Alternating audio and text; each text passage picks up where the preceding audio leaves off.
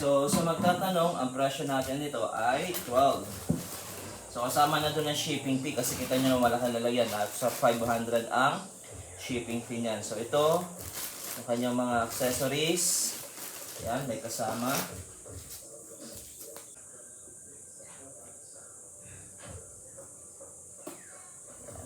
Actually, madali lang din itong gamitin.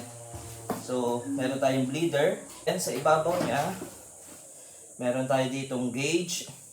Ito, pinipihit ito, itatapat mo kung ano yung gusto mong pressure set. So, pag na-set mo ito, halimbawa, tinapat mo sa 3,000, once na yung kanyang dial ay umabot dito, nag-connect sila, parang ma-short yun.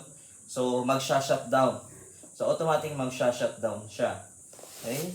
Then, kita nyo naman, meron dito ng fan. Okay? Tapos, meron ditong socket. Ang alam ko, ito para sa ating car battery. Yan. Tapos, ito yung ating switch. Ito yung connector ng hose. Ito kapag gagamitin mo sa 220 volts. Compare sa ibang mga compressor na nasa same price range, yung mga portable na ganyan na gumagamit ng ganitong alligator clip para i-connect sa sasakyan. Ang mapapansin natin dito sa unit natin, wala siya nung inverter. No, yung 12 volts papuntang yung from car, invert papunta dito kasi nasa loob na niya. So, ibig sabihin, instead na 3 pieces yung lagi mong dala-dala, nasa loob na niya yung kanyang inverter. So, kasama na sa loob. Ayan. Ito yung bara niya sa dulo, pan-check. Connect mo lang siya dito. Ayan. Make sure na maglalak. Okay. I-connect.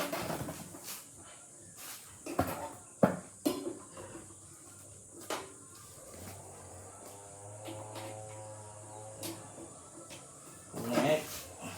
Ano pa ba kailangan i-check? Wala na. Sasaksak na natin. Titingnan natin kung kakarga.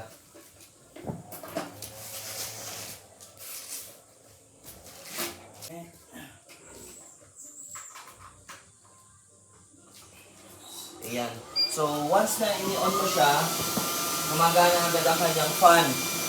Tumutunog agad yung kanyang fan. Pero hindi pa siya nagkakarga ng hangin. Fan lang yun agad. Ayan. Then dito, side na to, wala pa siyang reading. Start na natin.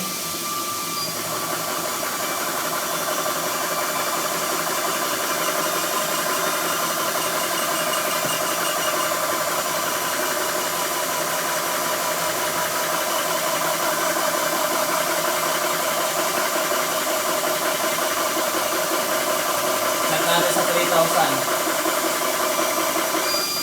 Ayun. Tapos, nag-set na siya sa 3,000.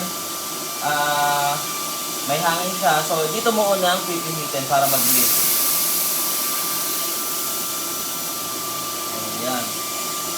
Okay, so wala siyang switch para sa fan, kundi yung kanyang saksakan. So, mabilis naman siya. Pumalo naman agad siya ng 3,000. So, subukan natin sa unit. Ayan, pumasok. Then, ito na yung kasunod. Yan, nag-lock. Siyempre, para mas maganda, tuwid yung inyong hose. Kasi siyempre, pressurized yan, tapos baluktot. 990 bar. Gawin natin siyang 150. Kasi ipapadala natin yan, hindi pwedeng mataas ang karga para safe. Okay. Start.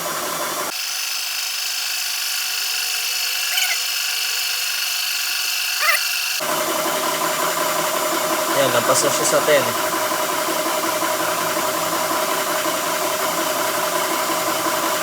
Hanggang pagitan lang ng 10 and 15 yan.